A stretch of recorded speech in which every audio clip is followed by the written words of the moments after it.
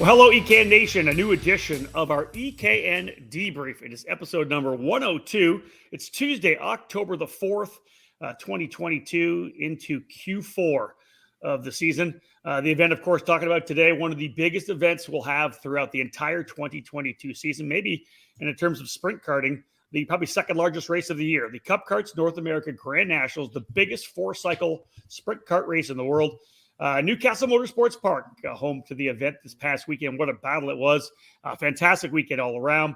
We'll jump into it momentarily. My name is Rob Howden, joined by David Cole and Nate Dean. Today's show presented by Briggs Racing. Briggs & Stratton is powering Operation Grassroots around the world. No other engine manufacturer is getting new and returning drivers to the kart track like the Briggs 206. The out-of-the-box performance of the Briggs 206 provides the most fun, excitement, and reliability of any karting engine on the global market.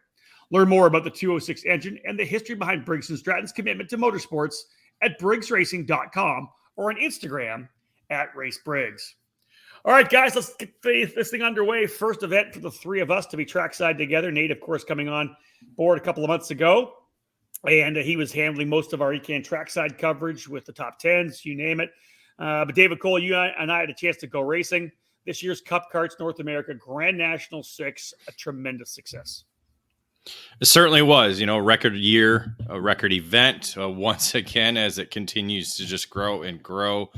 And a unique event in the fact that it never rained. It got a little cloudy at one point, but that was just a little overcast, but sunny and dry all 4 days on the racetrack. So we actually got to never take out the rain tires aside from checking them in. That's it. And so it was a good thing all weekend long. And just, again, the Briggs & Stratton 206 power plant, the focus of the event, all, 385 entries aboard that engine power plant, just amazing program that it's become over the six different events of it. Just for archive's sake, the event on September 29 to October 2nd this past weekend at Newcastle Motorsports Park. And as I had said, the largest Briggs & Stratton only event in North America and the world, as that is. And as David said, fantastic weather. Some pretty good numbers as well. But Nate, what did you think, man? Overall, a pretty tremendous event. You were out there taking photos, for every session. The racing was just tremendous all weekend long. Yeah, it was my first time coming to a Grand Nationals, and obviously there being 6 of them. So a lot of time for that program and for that race to progress. And they've really made a really incredible product with the Cup Karts North America. And yeah, incredible racing. I think you said me doing the top 10s. I only had to the gaps. There was only like a couple races that were separated by more than a second. It was always by a couple tenths or a couple hundredths. So incredible racing on track. Yeah, we'll talk a lot about it when we get talking about the racing, but the draft obviously plays a huge role when you're having a lower horsepower category. Draft, anytime you go to Newcastle, works with a couple of long straightaways, and indeed for us as well, the draft was big. You saw a lot of packs of drivers, and not surprisingly, guys would get away out front, packs of 3, 4, 5, able to get away. David, you actually crunched through the numbers again, went through qualifying. They talked about potentially getting over 400 entries, but I think a little less than that in terms of the drivers who actually qualified. Maybe some cancellations, guys not coming up. But David, 385 entries that you counted on qualifying. It's still the record for the Cup Karts North America Grand Nationals.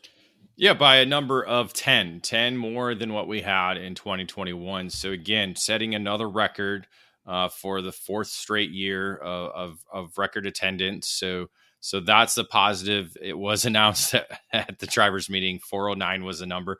I'm assuming those are the cancellations. Obviously, there were some drivers who didn't come up from Florida with, the hurricane that happened there. So, you can think of at least 2 or 3 drivers in that, and that quickly adds up, with multiple entries there.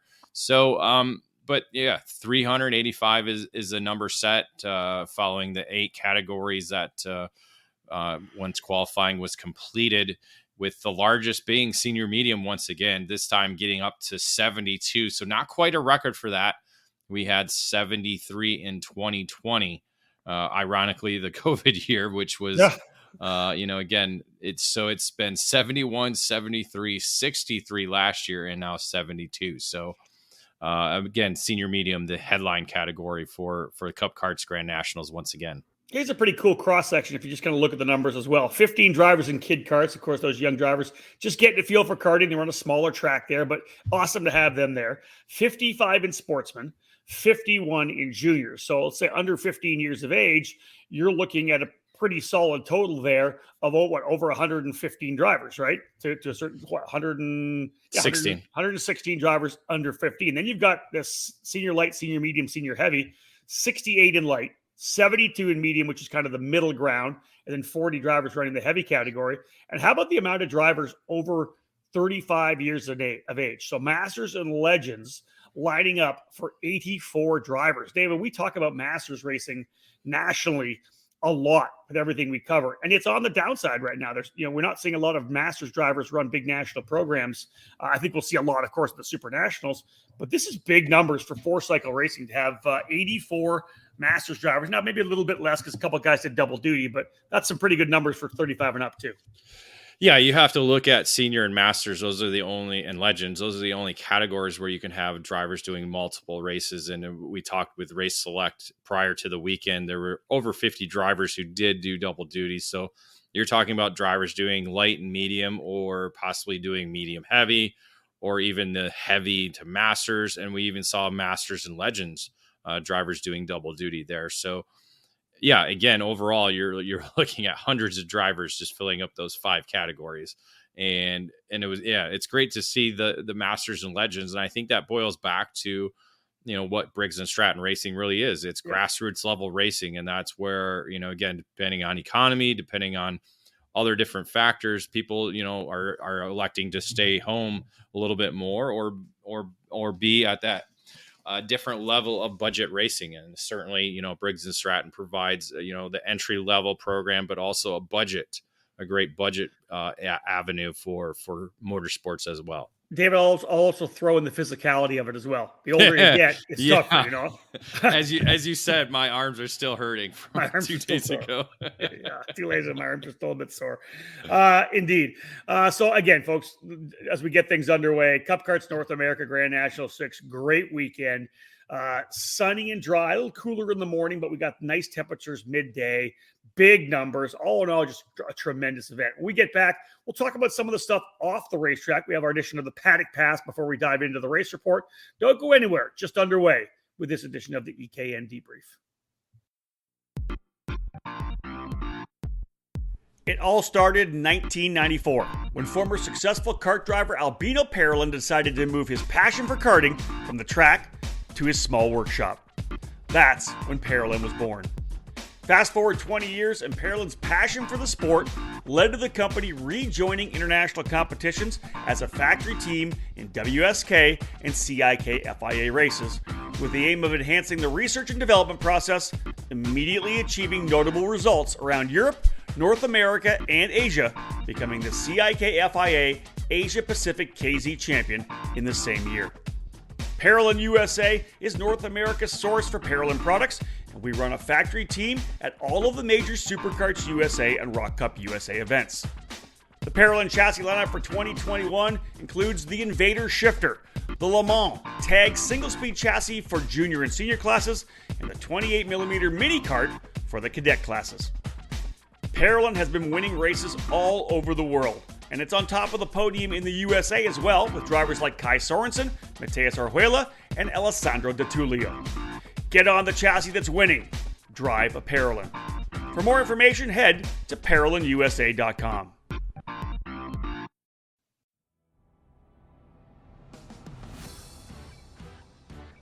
Motor mounts are critical to producing 100% of the power your engine has to get you on the podium each and every time. Odenthal Racing Products provide the best motor mounts in the karting market today. Odenthal Racing Products is a family-owned and operated business with decades of karting experience, providing products with unmatched quality and value for the karting market. Our newest product is the Pro Series mount for 2-cycle engines, available in 0, 5, and 8-degree angles, providing a rigid structure to help keep vibration to a medium with fins underneath to help dissipate heat off the engine. Our 4-cycle EZ set is one of the most popular mounts for the Briggs & Stratton 206 power plant. Multiple mounting holes provide the most adjustability, depending on your chassis and seat placement. To ensure a tight fit to your chassis, ORP wedge clamps get the job done, featuring a number of updates to its design for a lower profile and lighter weight. The clamps are available from 28mm to 32mm in both standard and Euro sizes. Head to odenthalracing.com and find a dealer near you. Odenthal Racing Products, made in the USA. Welcome back to episode 102 of our EKN Debrief, our race report podcast here on the EKN Radio Network and on all the podcast platforms. Today, talking about the Cup Karts North America Grand National 6 at Newcastle Motorsports Park. Rob Howden, David Cole, and Nate Dean here diving into the weekend's action. Let's jump into the paddock pass. We've got a bunch of stuff for you that kind of more away from the racetrack to a certain extent. This edition of the paddock pass presented by Acceleration Kart Racing. Acceleration Kart Racing has everything you need to go racing, from tires to helmets. They have a great website for you to order from, and kart racers ready to pick up the phone and answer your questions 6 days a week. With over 20 years of kart racing under their belts, Acceleration Kart Racing has the experience to help you succeed on the track. You can rely on them to get the parts you need when you need them. Make Acceleration Kart Racing your go-to source for everything karting. Head to www.shopakr.com. All right, David, let's bring you in with this one here. Bottom line is, you said it from the get-go, first year with no rain in the last 4 events. So all in all, a pretty cool weekend. Yeah, this is the first opportunity we got to run the Vega tires throughout the entire event on the dry setup. We had rainstorms come and go from 2019 all the way to last year, including some of the main events and heat races. I don't think we ever really had qualifying in the wet. So a lot of the racing has been done over the last 4 years in the wet. So thankfully this year, again, no wet weather. We had a bit of overcast, I think Sunday morning. So it was a bit cooler Saturday morning as well. But just to be able to kind of test again, see where the Vega tires would go, because again, this is a unique event being, 3 heat races, main event, including qualifying as well. So a lot of on-track laps. I did 80 in 2 categories. So you're at least 40 laps per category. So that's a lot of laps to put on a tire. And it's not the hard tires that, old Briggs or old 4-cycle racing has been used to. So it's good. It was good test to kind of see, the longevity, and it certainly lasted because lap times did not fall that much off qualifying pace. So a good little test for the Vega tires. Yeah, Nate, here's another one that I thought was interesting. Maybe a testament to the growth now of this event and the draw and its prestige within the sport. We saw a really, really good mix of the 2-cycle regulars, the stars of probably the 4-cycle regulars, the stars of actually Briggs 206 Racing, guys that focus just on that. Plus, we had a bunch of 2-cycle stars, guys that you see on the national level come into play, right? You got a Paulie Massimino, guys like Austin Garrison. There was a bunch of big names from the 2-cycle world coming into this event as well. Yeah, definitely. Obviously those guys are incredibly competitive in their own right when it comes to 2-cycle racing. Making the switch to 4-cycle, there are some small things you change in terms of racing. I talked to Brennan Lemke a lot throughout the weekend, and he was talking about that. There are some things he need to change in his driving style and the way he races to actually be competitive in those 4-cycle categories, what he ran in light and medium. But most of them did fairly well. Massimino had a good run in medium, was later disqualified in tech for other reasons, but on track did very well. Same with Jarsakrak, Lemke, and all of the 2-cycle regulars, as we'll say. Yeah, Dave, guys that we talk about when we're on, at the USPKS races, at the Superkarts USA races, we saw those guys really dialing it in and going elbow to elbow with the top guys in 206. Yeah, again, like Nate said, just a great mixture of top 4-cycle guys and the 2-cycle guys. I got to work with Paulie Massimino and Nicholas Strzelecki under the LSR CRG Nordam tent. So it's kind of good to kind of hear their feedback and again, not lifting. That's a big major thing in 4-cycle racing. Again, because it's about momentum. I think because a lot of those 2 drivers, along with a lot of the 2-cycle drivers that were at the event, they did a lot of Yamaha racing, a lot of sportsman racing, so they understand the terms of momentum and carrying that and keeping the momentum going. They're not just guys who just jumped into X30 and started racing that Yeah. way. So they understand the concept. It's just a matter of making that switch from, obviously different type of racing and trying to lay down fast laps a certain way. Yeah, I had a guy under my tent as well, not so much like a front-running lead headline class guy, but David Galonia, who, David, we know we've watched him run X30 Masters, right? He's a top Masters driver. Former champion at USPKS. Exactly. And the race was like, I got to go try this race. I got this weekend off. I want to put a deal together. He hooks up with John Seglem and Brandon Jarsakrat, gets in the Rive and Drive and rolls in and gets a chance to have some fun. And it was like, obviously, one of the things about I'll throw this about the weekend, we didn't talk about it before, but it really was, the timing was really laid back. If you only ran one class, obviously, David, you were double duty, but me only running the one class, David said the same thing. We had sometimes 2 to 3 hours between sessions, right? So we're kind of just hanging out, relaxing a little bit, getting to enjoy it. But I just thought it was really cool to see a bunch of the big names from national racing, two-cycle racing come out as well. Just a really good cross section. Well, kind of to expand on that, the time element, because it's very similar to, say, the Rotax Grand Nationals or the Superkarts USA Super Nationals, or even, say, Rock Cup USA, the Rock Vegas events. Just anytime you have a one final weekend, there's a lot more racing going on per category, because you have the heat split up, so it adds time in between sessions. So yeah, it's a different feel from that two final format, because I think a lot of people have gotten used to that. So when you do get to that one final per weekend, when you got the multiple heat races, it adds certainly a lot of time in between sessions. So it's good for bench racing. But some people just aren't used to that. They need that rhythm to be going and going and going. So yeah, it certainly helped me doing double duty, because it kept me focused and trying to get better. I think if I would have sat back and only done the one, it would have been a little bit harder to turn that switch back on and off. What was also a great mix was when you're looking at the chassis, as we do in any one of our debriefs. At the end of it, we'll talk about the chassis, so which ones were able to win. But David, just and Nate, just looking at the overview of the chassis program, the 4-cycle deal has always been, kind of a home for a lot of the domestic American manufacturers, right? So, you saw the Burrells out there, you saw the OTKs out there, some drivers on Kart Republic. But man, it's obviously anytime you run this level, this kind of a program, you're going to see the Coyotes, the MGMs, Ionic Edge, Invader, Margay. There's the American brands able to step to the forefront. It was so cool to be able to, me being in one as well, driving the Coyote. It's just cool to see the American brands doing so well. And we've seen that with 4-cycle racing since its inception. The American, again, karting was formed here in the U.S. back in 1956, California. So karting has been here for a very long time. I think the manufacturers have obviously focused on the grassroots level. It's because of the way the European manufacturers are able to mass produce. It's just a little bit different. And I think the USA manufacturers are more hands-on, kind of very similar to what the Briggs & Stratton is. It's put together by hand, and each one is assembled in shop. So I think that's kind of where the American side of things goes.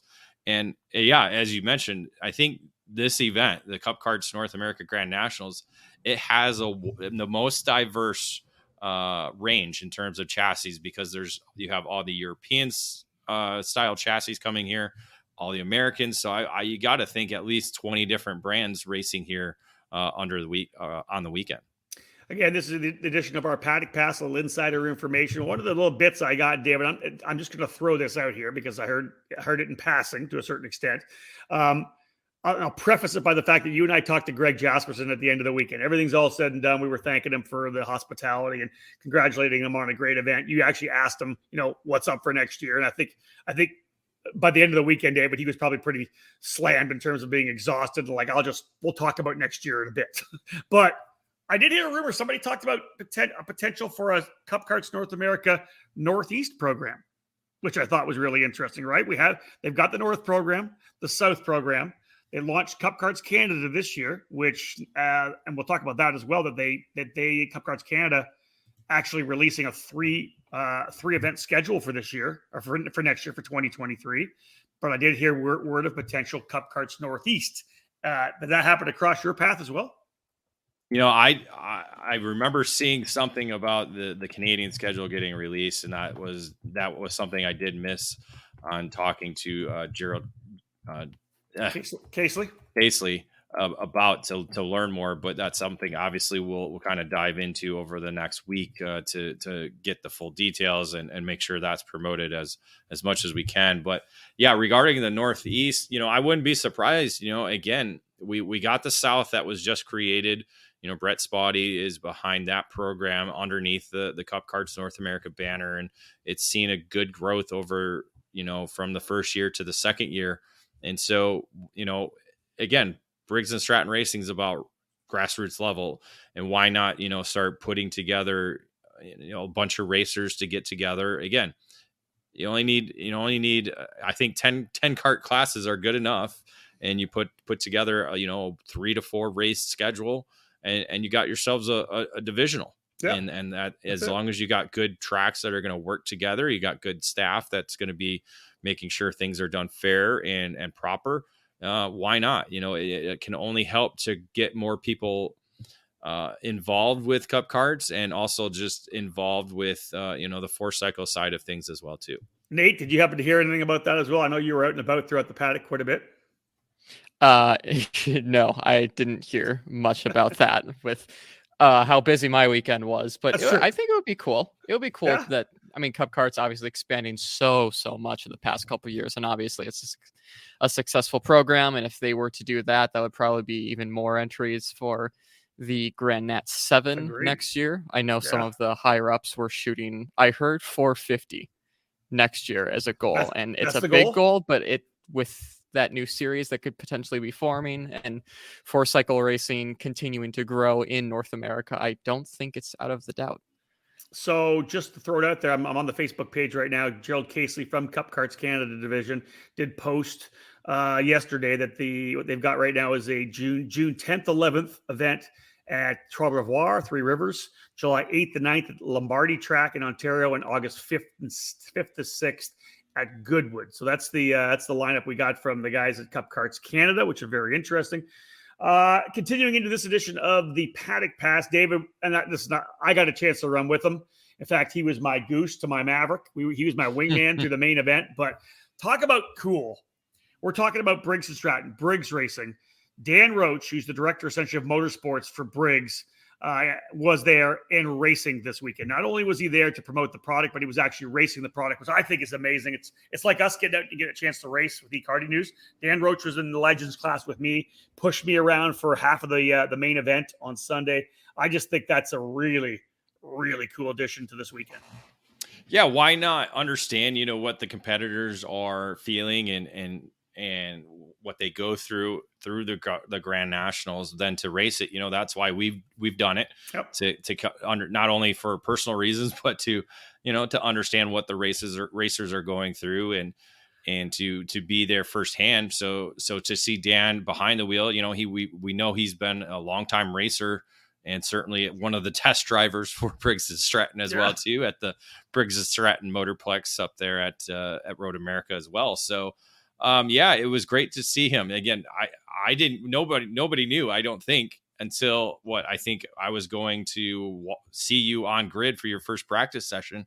Lo and behold, he's standing there in a race suit. Yeah. So, remember he had entered though, but under a pseudonym, right? Okay. Yes. An anagram. Yes. That and no. How are you going to pick that out? Because literally nobody looks at the Legends, and us putting your name in there, kind of threw everybody off. So yeah. So the anagram the name was Red Nacho.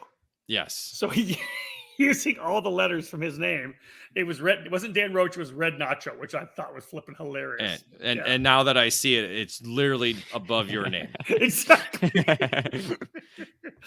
Anyways, again, Dan and I had a great time. He was pushing me like crazy, and we moved forward for sure. And he was he probably would have been top 10 as I would have, or even closer. But got just a little bit of contact as he was trying to go around the outside of one of the guys I was going to the inside of. So, but yeah, it was so cool to see him there. But again, Dan's there, and we were all there, which I think was really cool as well. First time since Nate started with us 4 months ago now. We had the full ekartingnews.com crew there. David, you and I were racing. We kind of tag teamed the article a little bit yesterday. You guys were all driving home, but Nate, you were there. What were your thoughts on your first full weekend running the trackside program? It was good. It was, for an event this big and with how fast the classes come at you, it was a bit of a trial by fire, but it was fun. It was nice to meet a lot of the CKNA staff, meet you guys in person for the first time with all three of us. And yeah, a lot more of these to come. So a great first outing. Dave, did it feel good to see somebody else doing your job, realizing how much busting your ass are going from track? Because obviously every time we put the top 10 down, folks, if you don't know this, the photo you usually see with the top 10 comes from that session. David runs out, shoots it, comes back, unloads the file, fires it back up, gets that photo. Is it good, David, to see somebody else now understanding your plight?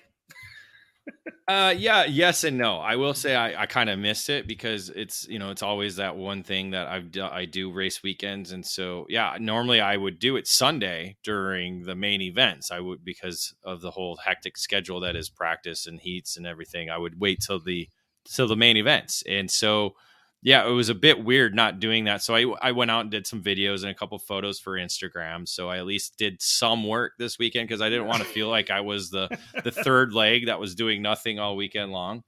But yeah, it was unique to watch him. But I think he obviously has a little bit more advancement with the phone, because I like to do all my work on the laptop and he's quick with the phone work.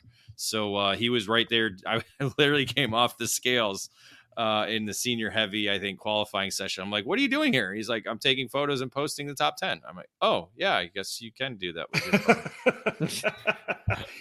He can also make really cool P26 graphics at dinner. Yes. I set myself up for this stuff. You did. That was a hanging curveball, David. Sorry to tell you. All right, listen, let's time to dive into the race report. We got 8 categories that ran main events on Sunday at the Cup Karts North America Grand Nationals. After this quick break, we'll dive into senior medium, and senior light. That'll be the 2 we do first. Stay tuned.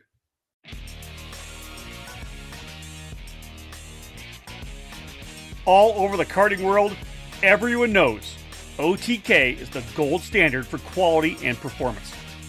In the US, OTK USA is the source for all things OTK. From the legendary Tony Kart brand to the race-winning Cosmic and Esprit chassis, and now the new Red Speed and EOS brands, OTK quality is second to none. All 5 brands are winning races and championships across the country in national programs like the Rock Cup USA Florida Winter Tour and the Challenge of the Americas, the SCUSA Pro Tour and Winter Series, and the Pro Kart Challenge, the United States Pro Kart Series, and the WKA Manufacturers Cup. And OTK products are also front and center on the podium of club and regional races from coast to coast. To learn more about a specific product line, you can find the OTK USA dealer near you, whether it's Tony Kart, Cosmic, Esprit, Red Speed, or EOS. Visit www.otkusa.com. Specific chassis territories are still available, so kart shops interested in adding a winning component to their product lineups can contact OTK USA directly.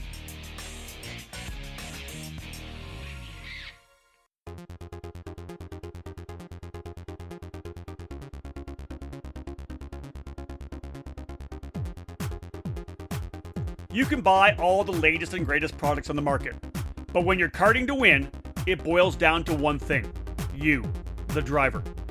Gain the knowledge and abilities by investing in yourself at the Alan Rudolph Racing Academy, and you'll find those extra tenths of a second you need to put yourself on the podium.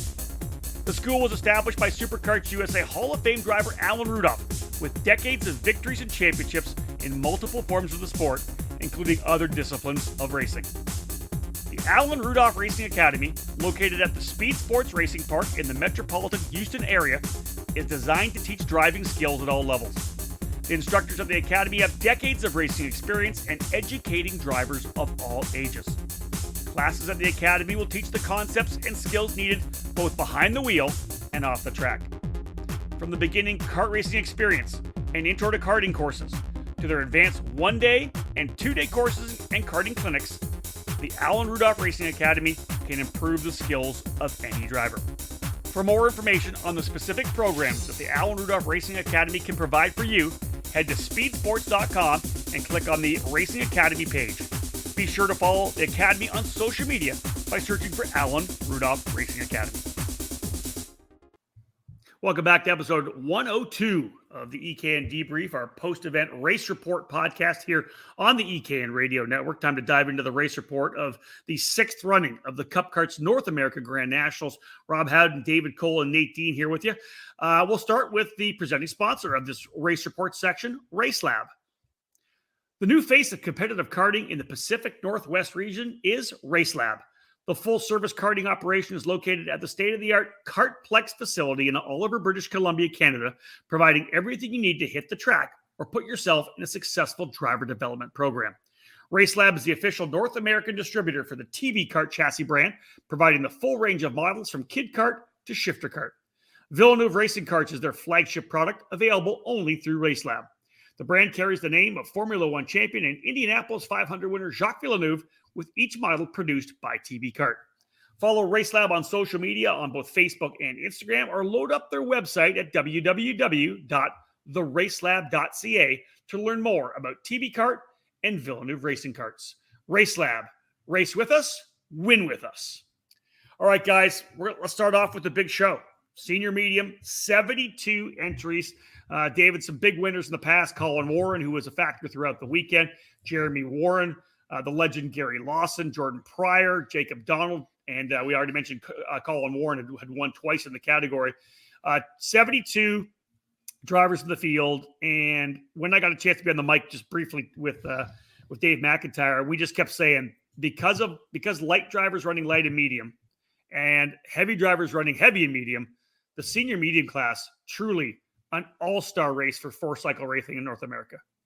Certainly is, and yeah, you get the biggest numbers in this category, and it's a great mix of young talent, veteran drivers, and grassroots racers along those lights as well too. So, and certainly going throughout the weekend, it looked to be anybody's race because we saw 6 different winners win in the 6 different heat races. So let's begin with James Overbeck, last year's junior champion at the Grand Nationals, actually coming out and laying down the fast lap and qualifying a 1:12.894 lap time to be able to set the fast time and be the pole sitter for all 3 of his heat races. He was actually only able to win one of them, with Mick Gabriel, Keegan Clark, Race Liberante, Brandon Lemke, and Colin Warren all taking a win in the heat races. So that alone just sets this category up to be anybody's going into the main event. Yeah. Let's have a look at the grid, David. Then we'll get Nate kind of rolling stuff. He watched all these races as well. You and I were kind of busy doing our deal, but Overbeck, it's just super impressive for me for the entire weekend. I was really, really impressed by how well he raced, but rolls off as P1 with Gabriel alongside him. That was an exciting start to that race. Yeah, it was. And eventually it got down to just being 3 drivers up front. That included Gabriel, Warren, and Overbeck. They were kind of essentially nose to tail working together. I think that's one of the key things when you're up front. If you're able to work together, you can get rid of some people if they start racing, and that's exactly what happened. I think lap 7, I believe it was Jonathan Treadwell, who was trying to get some positions, a little bit of contact. Boom, top 3 drivers able to get away. And that essentially, they ran nose to tail that entire distance till the last lap, and that's when the things kind of went crazy and wild. Mick Gabriel went for the pass. I think it was Warren that was actually leading the way for most of the race. So Gabriel made his move there in the cell tower corner, taking over the lead, allowing Overbeck to kind of try and come through. So there were a little bit of side-by-side action through the kink and then coming down through the next corner as well, the downhill left there. And so that kind of set up Gabriel with a little bit of cushion as he came up to scoreboard and then got through the final corners. Really no pressure, and was able to cross the line leading I believe it was the only lap he led. Let me double check that. But Gabriel able to lead across the start-finish line with the checkered flags waving for his first Cup Karts North America Grand Nationals victory. Yeah, Overbeck ends up finishing second, Colin Warren third, Brandon Lemke in fourth, and Keegan Clark rounding out the top five. It was a great battle. It was one of those ones you knew was going to come to the last lap, right? That they were running really smart. Gabriel wasn't going anywhere. They were all just kind of hanging and holding on to their spots and just biding their time to wait for it all to play out at the end. And indeed, just over a tenth of a second the win for Gabriel. Did he indeed not lead only the last lap, Dave? Did you get a chance to check that? Yeah, he led a couple in the early part there all after Overbeck led the opening circuit, but then it was Warren that led from lap 4 all the way to the white flag till that last lap battle. So Mick Gabriel and the EOS winning there. Nate, we'll let you take point here on the senior light category. 68 entries in total. They launched this race, this category, the light class, back in 2020, and Colin Warren has won both years and was in the fight once again. Walk us through how things shook down this one here, Nate. Yeah, so like you said, 68 entries, one of the bigger classes on the weekend, was new for 2020. Had Colin Warren as head of a hold on the win for this one the past 2 years. He won it in 2020 and 2021. Gabe Sussler, though, on what I believe was he was on the EOS this year, set down pole over Pryor, Gabriel, Lemke, and Linsell for Friday qualifying. Heat wins, those are going to Jordan Pryor, Warren, Lemke, Overbeck, Dylan Amundsen, Brandon Jarzakrak. Again, some big names within 2-cycle and 4-cycle racing, all showing their pace throughout the weekend. And it was really going into Sunday's feature, you never really knew who was going to take it.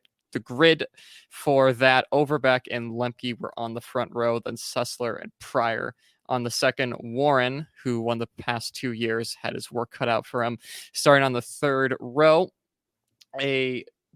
As with all the classes, it was a big fight at the start, kind of lulled in the middle, and then fired back up at the end. And in the end, it was Jordan Pryor, the Canadian, who came back to Cup Karts for the first time since the Canadian border closures pre-COVID to win his second Grand National, because I believe he won in 2019. So again, Jordan Pryor taking the win there. Colin Warren just one spot short of getting the hat trick, making it 3 years in a row. Dylan Amundsen in third. Austin Jers, who had a bit of a quiet weekend, really came out in stride in fourth. And then Mick Gabriel came fifth for senior light.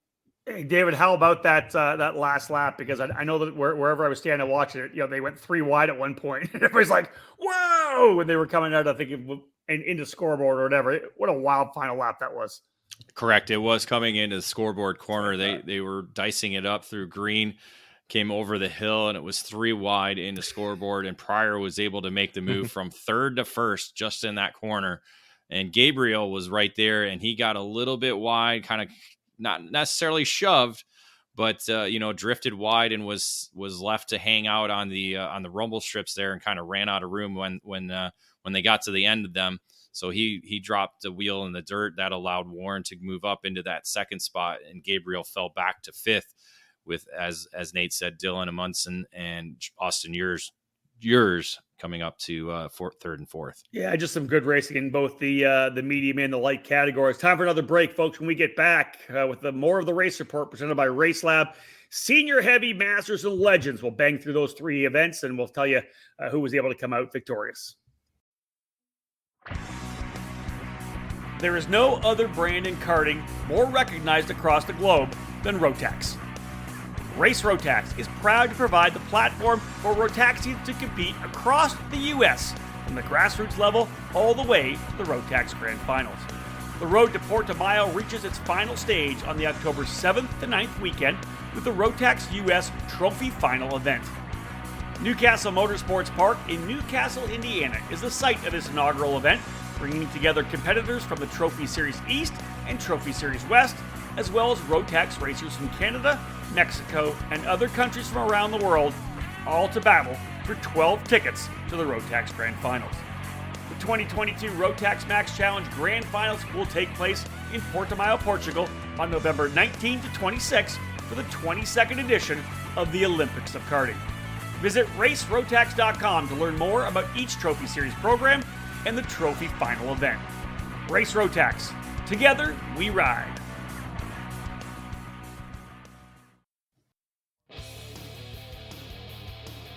History, success, family. Those are the three words that can describe Comet Kart Sales, one of the longest tenured karting businesses in the United States. The family-owned operation located just outside of Indianapolis has provided karts, parts, and services for thousands of racers in the near 6 decades of business. Their online store features everything you need, continually adding new parts to their product line. From full karting packages, new engines, spare or replacement parts, and safety gear, find it all at CometKartSales.com. Their Comet Racing Engine service has won multiple major events and championships over decades of karting and continues to offer the best trackside service in the industry, specializing in IAME X30, IAME Swift, and other 2-cycle power plants. Make sure to head to CometKartSales.com or call them at 317-462-3413 to be part of the Comet Kart Sales family today. Welcome back to the EKN Radio Network and our 102nd edition of our EKN Debrief, our race report podcast, all part of our EKN trackside coverage. This race report brought to you by Race Lab. The entire broadcast today, of course, brought to you by Briggs Racing. We'll go senior, heavy, masters, and legends in this particular segment here. 40 drivers all told in the senior category. Winners that we've seen: Curtis Fox in 2019, Gary Lawson 2020, and Adam Maxwell in 2021. But David, coming out of the gate, top qualifier, one of the 4-cycle superstars over the last couple of decades, Sean Meyer on the Coyote, a 1:13.845, just a bit quicker than Gary Lawson. Eric Fagan, another one of the top guns. Nick Sobiek as well, and Justin Wishart, your top 5. All told, the big guns kind of came out to play. You were in this category as well, David, but guys up front, man, they were lined up pretty good early on. Yeah, there wasn't a lot of fanfare in the scale line. I know a couple of times during the heat races there were some discussions going on towards the front of the scale line. So it seemed to be a pretty heated battle throughout the weekend. With Eric Fagan actually able to pick up 2 of the heat wins, with Lawson picking up 1. So you kind of had to factor that these were the 2 guys everybody was trying to gun for and try and keep back and out of that top spot throughout the race, and especially in the main event. The win ends up going to Eric Fagan. He scores the victory from the pole position by just 0.2 of a second over Sean Meyer. Adam Maxwell third, Riley Scott fourth, and Lawson wrapping up the top 5. A note you have here, David, that the Riley Scott coming from 14th to 4th, and it was interesting because I had talked to Jeff Scott, his dad, a bit, and of course we know the Scotts do so well. Quincy in the Park, Rock Island, just tremendous 4-cycle racers. And we'll segue this a bit before we jump into Masters, because this is kind of an interesting part of the racetrack. David, you could talk about it as well. But when I talked to Jeff, they've obviously dialed in their karts. They know how to go fast anywhere they go, right? They're on the Ionic Edge. But Jeff told me it was one of the toughest tracks that they've ever had to get their kart dialed in for. They eventually got there. They were all very quick by the end of the weekend. But, man, just with the tires, with the way the rubber was going down, trying to find that particular line, they said they struggled. And it wasn't until the very end, David, until they really got that Ionic Edge dialed in. And at that point, Riley was able to move forward. Well, that's one of the things we talked about in the paddock pass with, no rain. I think, they do a lot of street racing. When you do a lot of street racing, you go from a very green racetrack to maybe something that has some rubber laid down, to where this was, a track getting rubber laid down every single session, with the Vega tire the way it is. It's a little bit softer than some may even say it's just as soft as the yellow, MG yellow, if not softer. So when you keep laying down rubber and the grip keeps going and going, you got to start possibly maybe freeing up the chassis because you're too bound up or you're too overstuck. So I'm not sure exactly. I didn't get into setup discussions with Riley being a competitor, but I would assume it had to be maybe possibly something in that line of chassis setup. I'm not sure. I'm not saying that's what he told me, but I'm just from the outside looking in, that could be possibly one of them. I know for me, I thought maybe at one time I was possibly overstuck. So maybe to try and free up the kart a little bit more, because again, free is fast. So you definitely don't want to be two-wheeling a kart around the Newcastle Motorsports Park when everything's about momentum. That's it. That's true. You got to be on the throttle. It's a very, very quick racetrack. I almost called it like the Daytona to a certain extent for 4-cycle, because you're flat out a lot of that racetrack. Nate, let's let you take point on the Masters category. 46 drivers in Masters. Former winners include Michael Welsh, two-time winner early on. Nick Tucker won back in 19. Brandon Adkins dominated in 2020. And Michael Dittmer, the defending race winner in the Masters category. Eric Fagan, we talked about the fact that he was able to get the victory in the senior heavy class. He also came out of the gate as the fastest driver qualifying for Masters. Yeah, like you said, he was on pole for Friday qualifying. Jeff Shaw, Mark Steele, Todd Barron, and Grant Zimmerman behind. All 5 of them really having a shot throughout the heat races from what I saw for the win on Sunday. Heat races went to Steele, Cassidy, and Cassidy. Steele is the game that disqualified in Heat 2. So the grid, Ryan Cassidy, who we talked about before. No, we haven't talked about Ryan Cassidy before. He'll be in the next That's one. the next class to come. Yeah. Ignore what I said there. But okay, so grid, Cassidy, Shaw, Barron, Bradford, Dittmer. Again, I talked to Dave Mack up in the announcing booth about this. It was just we talked about the all-star lineup for medium and kind of the younger all-stars in terms of the older generation and that crowd. Masters was a who's who of 4-cycle racing. And we saw that no doubt throughout the weekend with some incredible racing from them. In the end, Eric Fagan did get his second win on the weekend, the only driver to take 2 wins on the weekend on that MGM chassis, beating out Michael Dittmer by 0.4 of a second at the line, and Jeff Shaw, Ryan Cassidy making up the top 4, and then Jacob Neary, I believe I'm saying that right. Obviously, Fagan starting 9th, not an easy race for him, but he did come back. Mark Steele started 27th and came back to 6th in that 16-lap feature on Sunday. Hey, question for you, David. Fagan starting 9th. Is that the deepest we had for a winner? A starting spot for a winner, you think? Looking at it from the weekend, yeah, I believe all the rest of the winners started within the top 5. Up front, Fagan started on the pole in senior heavy, so that was a little bit of an easier one for him there as well. Pryor started 4th in senior light, and then you had Mick Gabriel starting 2nd in senior medium. And I want to say the categories we're going to talk about later, they were all starting in the top 5 as well too. Yeah. So good run from the outside or the inside of row number 5 to be able to get through it and run his way over through what is again a 16 lap main event. Lots of time to get forward. Obviously Fagan coming from 9th, and Mark Steele, a great drive from 27th up into 6th. So excellent drive for Mark. Did he run 3 classes on the weekend? I think he ran Mark Steele. Did he run medium, heavy, and masters? If I recall, I'm pretty sure I saw him out there in medium as well. That's too. So I know he ran senior heavy and masters. So probably senior light. I can tell you where he finished because I'm pretty sure he made the main event there in the senior medium is what we're asking for. Yeah. Senior medium. Scrolling down 29th. Yeah. So he was hustling his ass off. I know he was running back and forth from the grid. That would explain why we didn't get to talk to him much. Yeah. And he had one of them was back to back too. I think he came over, parked the cart, right, and just ran to the next cart and jumped back in and kept going. So anyways, great weekend for Mark, as always. Let's do the Legends category. 50 years of age and older, 58 drivers in total. They launched this category last year. Todd Barron scored the big win. Of course, Barron, South champion for this year, right? Cup Karts North America South champion. Is that right, Dave?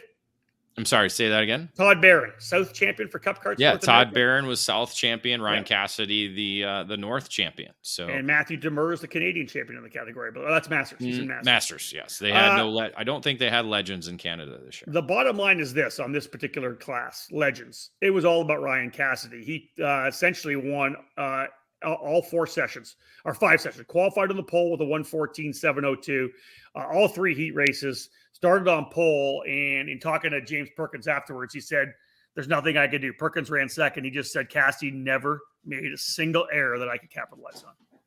Yeah. And we thought it was going to be Barron. We did until a little bit of contact, flat, deflated rear tire, I believe it was.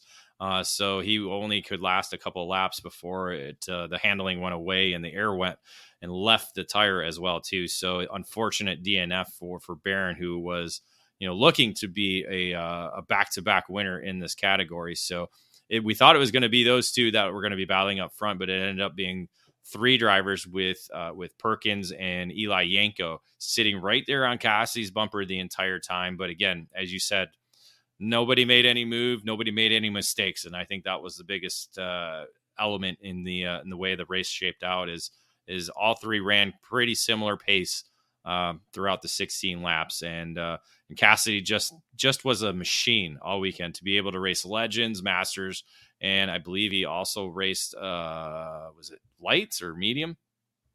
Not sure. I thought he did 3. Maybe it was just the 2 that he did, but we've seen him win medium at Cup Karts North America North program. So, I mean, Cassidy was just a machine on the weekend. So those were the top 3 drivers. And then I'll let you kind of talk about, since, you were kind of in the mix, what happened with 4th and 5th during the main event. Yeah, you know what? Obviously, I started 14th and kind of got through the field. I hooked up with DJ Ortiz like I was going to. It was kind of our plan at one point, but DJ didn't quite have the pace we needed to move forward. I was able to slip by him, but really the guy I think we were trying to focus coming through with was John O'Keefe. He started right in front of me in 12th, but man, he is fast. He qualified second, and I knew he was going to be quick. He kind of made the hole going through, passing everybody on the way through. And for John and I think we both kind of benefited a little bit with the fact that there was contact between Jamie MacArthur and James Insco on I can't remember which lap that was. It was really late in the going. We were both able to slide through, and yeah, O'Keefe ends up getting 4th. I finished 5th. So all in all, a pretty solid weekend. We were actually 5th and 6th on the racetrack, I believe.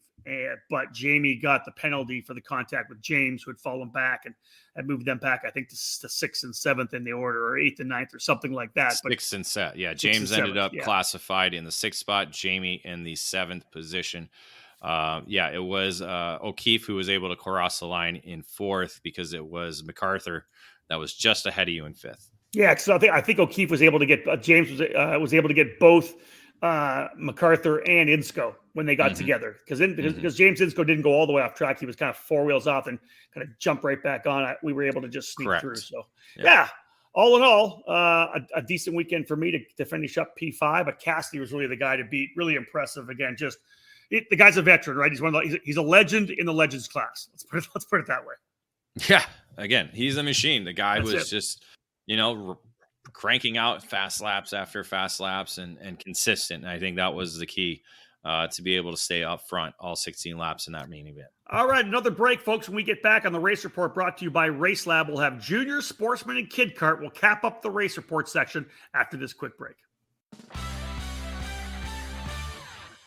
Established in 1999, PSL Karting has become a powerhouse within the karting industry for North America and around the world.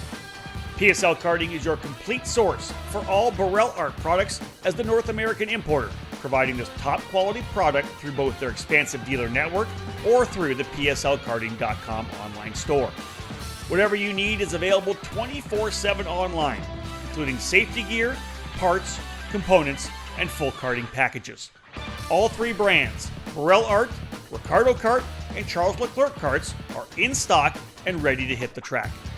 Grab your winning chassis for any category by visiting PSLkarting.com to find your nearest dealer.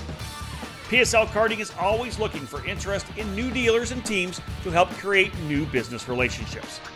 Drivers looking to take their talents to the next level can join the Burrell Art North America race team, competing at all the major U.S. and Canadian events this season. When you're ready to win, go with PSL Karting.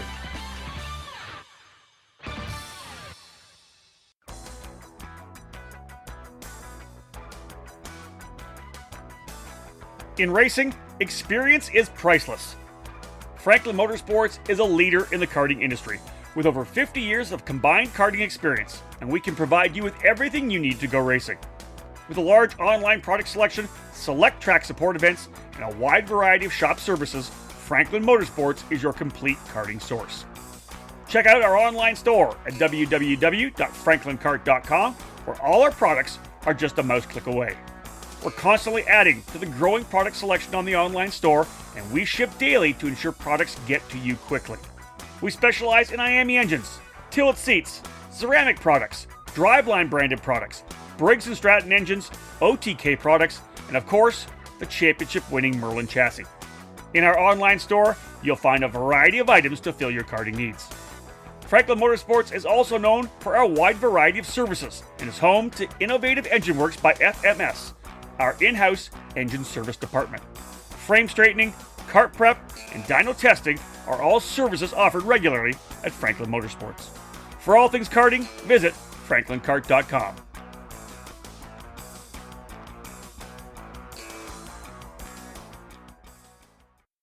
Welcome back up, episode 102 of our EKN Debrief. My name is Rob Howden, joined by David Cole and Nate Dean as we dive into the Cup Karts North America Grand National 6 event from Newcastle this past weekend. Right at the end of September, start of October. Let's jump into junior, guys. 51 entries all total for junior. Former winners, including Elijah Skaggs, Alexander Searle, Logan Adams, Brent Cruz, and James Overbeck, who we've been talking about as a front-running senior here in 2022, last year's winner in the junior category.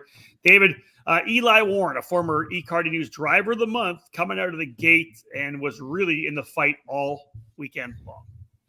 Yeah, when you set fast time in qualifying, that kind of puts the bullseye on your back, as he was able to post a 1:14.027 lap time to set to be the top qualifier in the session. Cale Zimmerman in the second spot ahead of Spencer Conrad, Henry Wheeler, and Jace Petty as the fast five in qualifying. When it came down to heat races, however, multiple of different winners, aside from one who won all three of his heat races. That was Spencer Conrad, winning all three of his heat races to be able to earn the pole position for the main event, with Cade Yeager, Reagan Seville, and Malachi Height, all different winners in the heat races. So a bit of a mix-up there, aside from Conrad, as he secured the pole position for the main event. Eli Warren was consistent enough to be second, so they filled up the front two positions on the front row. Addison Ianello in third and Christopher McKeithen in fourth. So that was your front two rows for the main event, which was the first of the weekend. The junior category was positioned as the first class on the schedule. So it was the first main event. And let me tell you, that fence line, when you looked around the racetrack, was full of people watching for that start. Yeah, we were up next in the Legends class, and we were all out of our carts watching the final lap because, David, they were lined up. There was a good group out front, three drivers essentially in the lead fight. Addison Ianello leads the final lap. She's going for the big win. You can hear people cheering for her on the sidelines. It came down to a drag race to the line, and it ended up being 38 thousandths of a second. Eli Warren somehow still coming out with the win. Yeah, it was 3 wide at the finish. Ianello, she had a pretty good final lap, kept everybody at bay. They came around the last corner. I don't think she went to the middle of the racetrack. That might be the only mistake she made. I think either the full run to the bottom of the racetrack might have slowed up Eli just enough, possibly, or a little bit of contact maybe between Conrad and Eli. You never know. But she went to the middle, and so that allowed Eli to drive right to the down to the inside, and Spencer Conrad took the outside route. So it was 3 wide coming to the line. Nate got a great photo of it with Warren able to cross first for the victory, which again was an amazing run, great clean racing. A lot of different drivers were in the mix there early on in that lead pack, so it was certainly a fun one to watch. And now we're still, as the race was going on and she was racing there, I'm like, we might have our first time female winner at this event. Well, that's what I was thinking too on the last lap. I even thought when she came out onto the front straightaway, if she just pulled all the way down to the inside, that may have been an opportunity, but maybe not. Warren had, you don't know. Yeah, again, I said Warren. We're playing Monday morning or Tuesday afternoon quarterback now. That's very true. Top 5 on the podium: Eli Warren, Addison Ianello, Conrad, Wheeler, McKeithen rounding out the top 5. Great way to start off the 8 main events on Sunday afternoon. That was a lot of fun to watch. Let's go into sportsmen now. 55 drivers in total. Your former winners, Ayrton Grimm, Caden Fretwell, Logan Adams, Ben Mayer, and Keelan Harvick, winners of the first 5 events. Grimm winning in both 17 and 19. But Nate, Josie Chambers coming out of the gate, quickest driver in qualifying ahead of Leighton Mull and Holton Harder. This would be interesting as well, as really only 4 drivers being able to get heat race victories. Yeah, with all of the races and classes we saw this weekend, you couldn't, going into Sunday, you couldn't really pick who was going to win. There was a handful of drivers who all showed pace at different times throughout the weekend, who all seemed like they had a really good shot at it.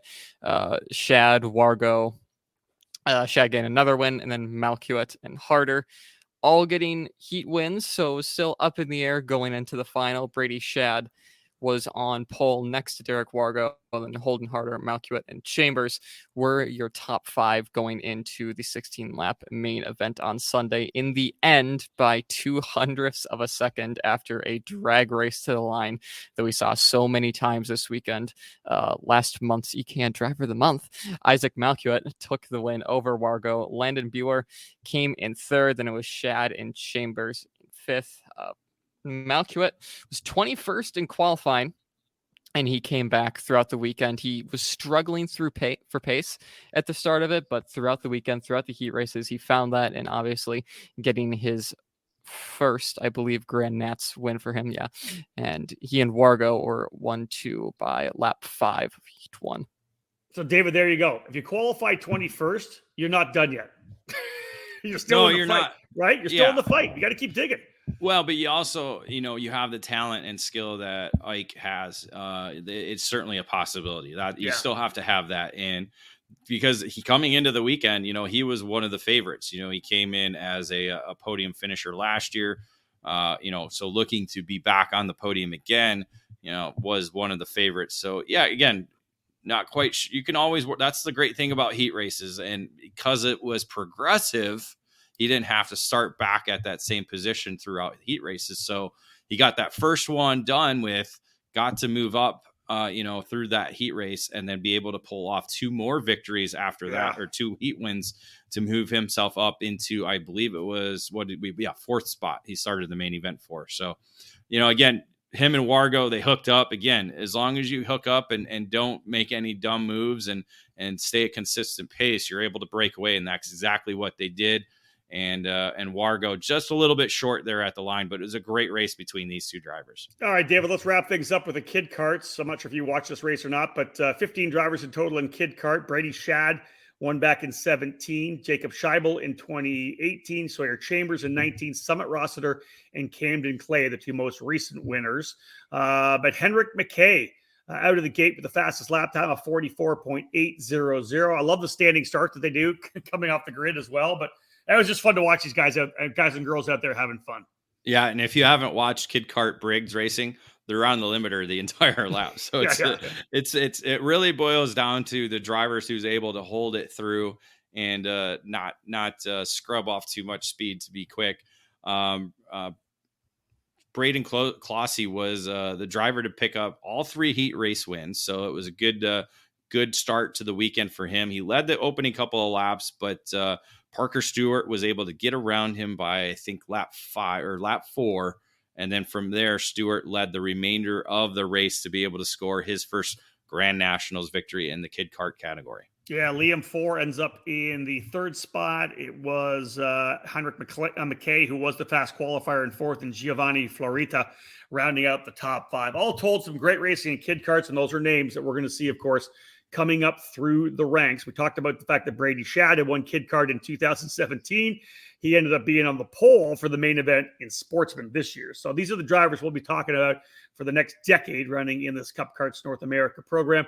Final break in the action. When we get back, we'll wrap things up. We'll look at the Constructors' Championship, and we'll cap off the show with our EKN Trackside Live race calendar. Don't go anywhere, folks. We'll wrap it all up after the word from these sponsors. Technology, design, and manufacturing.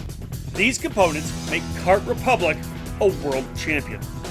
The Kart Republic chassis has earned 2 FIA World Karting Championships. Here in the U.S., the brand has earned multiple victories and championships in senior, junior, and cadet competition. Kartsport North America is the country's importer and distributor for Dino Chiesa's Kart Republic chassis, and as a leader in American karting, they are focused on providing stability for the sport and quality products and service for the community. Whether you'd like to find out about the Kart Republic dealer closer to you or schedule an arrive and drive package with an official North American race team, contact Kartsport North America through their official website, www.kartsportna.com. We are Republic. We are one.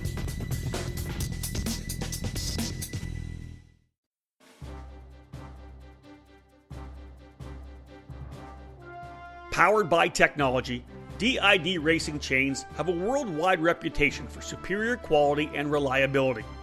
Meticulously engineered and manufactured in Japan, DID genuine parts are the world's #1 original parts supplier for Japanese and European motorcycle manufacturers. A rich racing tradition where results speak for themselves, DID prides itself on engineering the most technologically advanced chains on the market to help you excel on and off the track. DID's SDH pin treatment creates an extremely hard chromium carbide layer on the pin surface that houses a soft inner core to absorb extreme shock loads. DID's 219 HTZ racing chain boasts this SDH pin technology, which leads to longer chain life as well as excellent energy transmission to the wheels. Available in the gorgeous gold, the 219 HTZ is the ultimate racing kart chain. Pick up a DID chain at your local dealer today, because when winning is the only thing that matters, go with DID. Welcome back to the final segment here of the EKN Debrief number 102 as we do our race report from the Cup Karts North America Grand National 6 from Newcastle Motorsports Park, September 29th to October the 2nd, 2022. Rob Howden, David Cole, and Nate Deem to wrap things up. All right, boys. Speaking of wrap up, what do you got here? What are your thoughts to cap off the event and the show? Well, for me, it was a discussion about racecraft. Obviously, that's when you talk about lower horsepower racing and how, as you said, the Talladega style racing or Daytona style racing that you have with the big draft packs and such. You talk about some of the racecraft, and one of the biggest issues was obviously holding the outside line. They didn't they allowed racers to do it, and they sometimes penalized the person on the inside for trying to own the corner. So there's a little bit of discussion about that going throughout the paddock. So, we'll see if they continue with that style of officiating in the future. But also I was asking people about pushback obviously the purists in four-cycle racing might not want to see pushback bumpers come in. You look at the starts. I think we had pretty clean starts. We had no major issues. I think Senior Light was the only one that we saw a big pile up at the start. I think we had a couple maybe in the heat races as well in the senior categories. But again, a person gets sideways and you have just nowhere to go, and that's kind of part of racing, and you kind of hard to stop that. So I don't know if we need the pushback necessarily for the starts, but there was multiple times where you would see drivers coming from 5 cart lengths deep and just plow into either the back or the side of somebody and move them out of the racing line. So still, I think it's just going to be discussion. I don't think CKNA officials are even looking at that, and probably not a possibility. But it's just it's always after the event, and certainly the era that we're in, it's something to talk about. You know what? You mentioned the holding the outside thing too, and I find it really my second time running the Grand Nationals. David, you'll remember back in 2019 when one guy got inside me in turn 5, right, the left-hander at the end of the chute between 4 and 5 there, and I tried to hold the outside. Right, I tried to hold it, and of course he's coming in. The other guy was coming in behind him, and I went 4 wheels off, right, because he was going to he came through. He was going to the outside, and I went off. This time, it happened to be again, but I checked up. Like, I'm not doing this again, because I can't remember who it was that came in, and Ryan Cassidy came in with him. We watched it on the video on, I think it was Friday night or whenever when we watched it, when I was having trouble hitting all the curbs. But I was a change in my approach, and it saved me. Those two guys came through like rockets, right? I knew Cassidy was coming through, and I tucked back in. And I think that might have been just during a practice session, but I just tucked back in. And that was that because you had reminded me of me going off when I was trying to hold the guy off, and it changed. It saved that session for me. I didn't go off. So that was And that's the 2 cycle guys talked a lot about that. We talked to, right. It's wild that everybody wants to hold the outside all the time. Yeah, I'm still trying to figure it out. I'm trying. I as well got past probably more than anybody in the whole weekend, but um, every time I did, it was to try and tuck back in. Yeah, I might have lost a little bit of pace, but it was always, I didn't want to hold the outside with the fear of getting knocked off the racetrack by the guy on the inside, because they're not going to call that every single time. And they didn't even call it the one time I did get put off. So actually I got put off twice, but they did call one of them. But so you don't know. So it's, again, lose that corner, fight for the next one. Yep. And so that's always the mentality of racing, what I think is racing going into this weekend. So I don't understand the holding the outside as proper racing. I just don't get it. Yeah, it's always the race for the apex, right? That's Yeah. really, we always say that's what we've talked about. It comes down to that. You race somebody for the apex. What do you hear about race layout, track layout, David? They've run the layout that they have here before. It's the same one I ran back in 2019. Are you hearing anybody asking about potentially something different? No, I'm just wondering. They ran it the first 3 years, right? How many years? No, first 2 years. I'm trying to think back now. First 4 years, Grand Nationals 5, we had the ski jump, and now Grand Nationals 6, right. We went back to what is the layout 43 or whatever they call it. So it's been the same layout for 5 of the 6 years. So I'm just wondering, when talking to people about the layout, they're like, man, I really was hoping they would go reverse. So I think competitor wise, I think a change in the layout is what they were hoping for. And so maybe next year for Grand National 7, possibly again, because we can start planning for it now. We might as well. Let's look at, can we do the reverse layout? I think it might change some things up a little bit. Maybe present a couple more passing opportunities because of, slower in corners, possibly. I'm not sure because I've never driven the reverse layout. So I'm kind of hoping for it because I'd like to train. I like change. I like to see different layouts. And with Newcastle Motorsports Park, you have completely different layouts. I'm wondering, Nate, you've been there a bunch of times. What, is it? Do we do full national? Do we do reverse? Do we go back to doing the ski jump? I'm wondering I know you haven't seen all the different layouts, but you've raced there enough times. What's kind of your thoughts going in for next year? Yeah, I mean, it's one of those things that, people will like to see change, but it's not a big underlining issue with the event. It's a good layout. It works. There are some other things in other places that maybe they could focus on to make the event better instead of changing a proven track layout. I think if they were to change it, going the full layout, getting rid of the cutout and the Monza and going backwards would make for some interesting racing. And I think it would be worth the experiment for Grand National 7. You guys talked about the ski jump. I personally don't really like that layout too much. If we really want to go something radical, they have the oval outside the scale house. We can always do that one year. But yeah, I think if we're going to try something, let's try backwards full track. All right, Dave, I teased about the fact that I heard somebody mention Cup Karts North America Northeast. You and I tried to talk to Greg Jasperson a little bit about it at the very end of the weekend when he was kind of out of gas. What's to come in 2023 for CKNA and the Grand National 7? Anything big you hear, or what are your thoughts?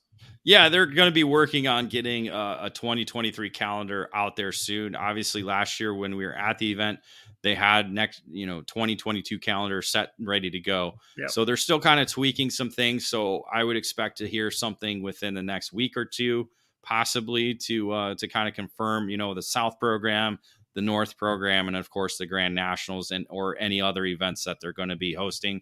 So we're waiting to see if they're going to have a Winter Nationals or not, and possibly, come back with a Spring Nationals as well too. Let's have a look at the Constructors Championships.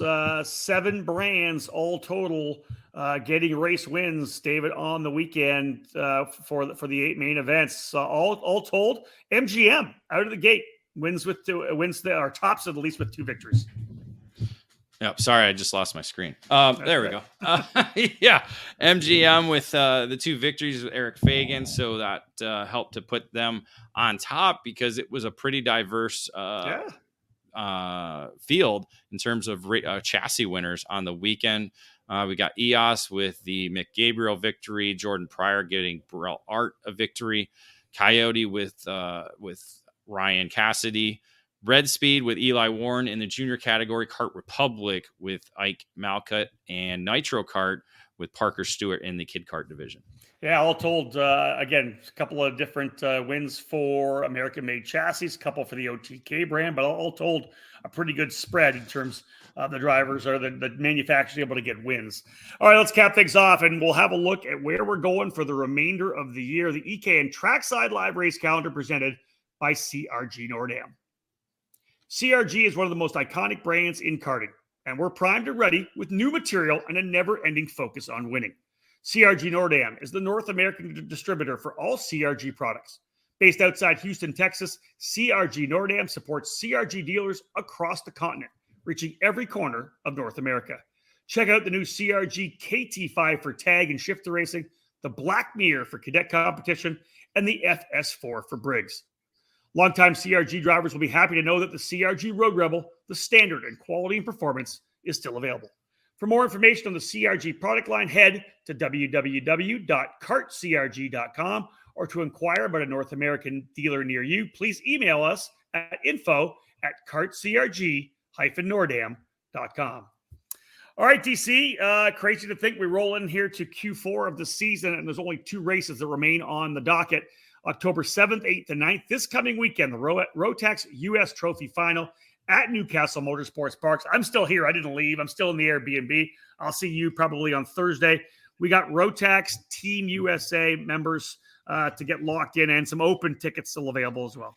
Yeah, I was going to say, not just Team USA, could possibly be drivers from different countries winning tickets to what is the Olympics of karting, the Rotax Grand Finals. So we get to, again, it's one of the most unique events you'll ever attend, and the awarding of those tickets is certainly memorable, and we'll be able to see 12 different drivers earn tickets to compete at that event this weekend at Newcastle Motorsports Park. So mini, micro, master, junior, and senior categories all racing for tickets, and should be a good one. J3 Competition and Race Rotax, they do a great job with promotion and event coordination. We're going to have a solid race staff, and we're going to have a lot of great contenders racing for victory and for tickets on the weekend. Yeah, full EKN Trackside Live. I look forward to being on the mic there. We'll have the live broadcast on the EKN Radio Network on the app, the downloadable app. You can also follow on ekartingnews.com/live.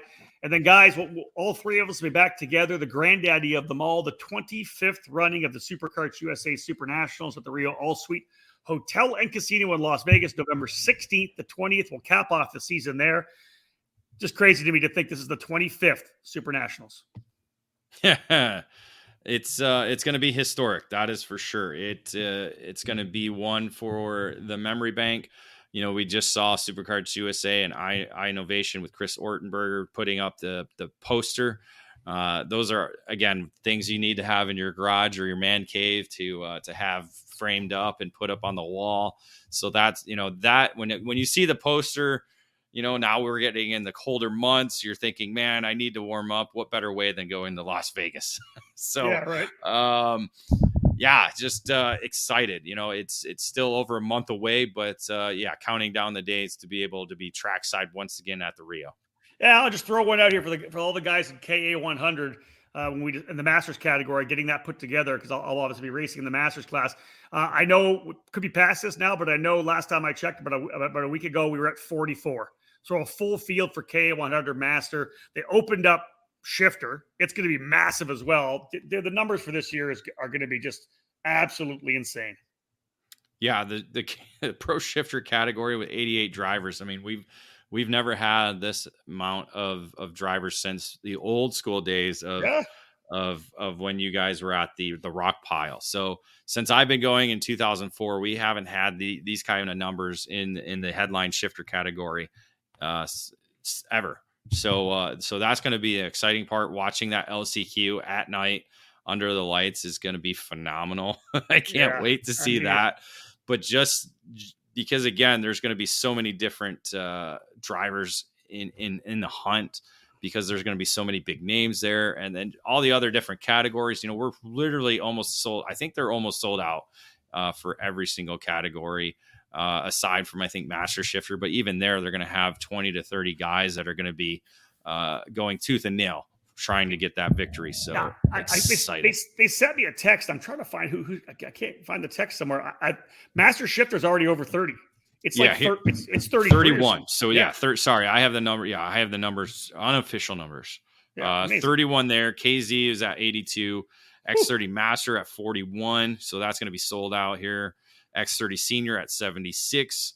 KA Master at 44, and then KA Senior already at 90. So they're going to have some drivers on the wait list. That's amazing.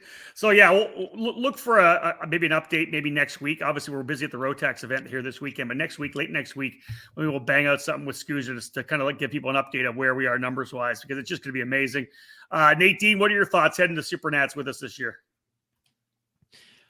Hearing the numbers, it's a bit of a step back. This is the years I've been there, we're still getting up there with not record numbers, and we're not there yet this year, but a lot of competition, a lot of big names going there as usual. I think one story that's being pushed up by Scusa a lot is the amount of Australians that are coming over. So it should be good to see the Aussies back in Vegas, see what they can do, and really looking forward to getting back to Vegas.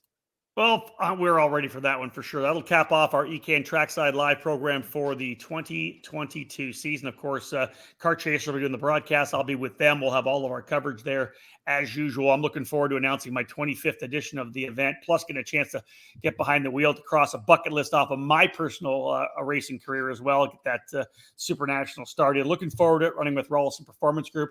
But guys, this one was all about the Cup Karts North America Grand National 6. What a tremendous event. The biggest four-cycle sprint race in North America, the biggest Briggs only race in the world. What a tremendous run it was for everyone there. What a tremendous job by Greg Jasperson and his crew and his partner Steve Vermeer and everybody's a part of CKNA. What a weekend for sure. And onward and upward, right? Another increase. They're looking to hopefully hit 450 entries next year. Again, always fine tuning the event. The prize table packed. The amount of stuff they gave away was ridiculous. It's just a tremendous weekend for anybody who loves Briggs four-cycle racing. We're done for this edition of the Debrief. Thank you so much for tuning in. On behalf of Nate Dean and David Cole, my name's Rob Howden. Bye for now.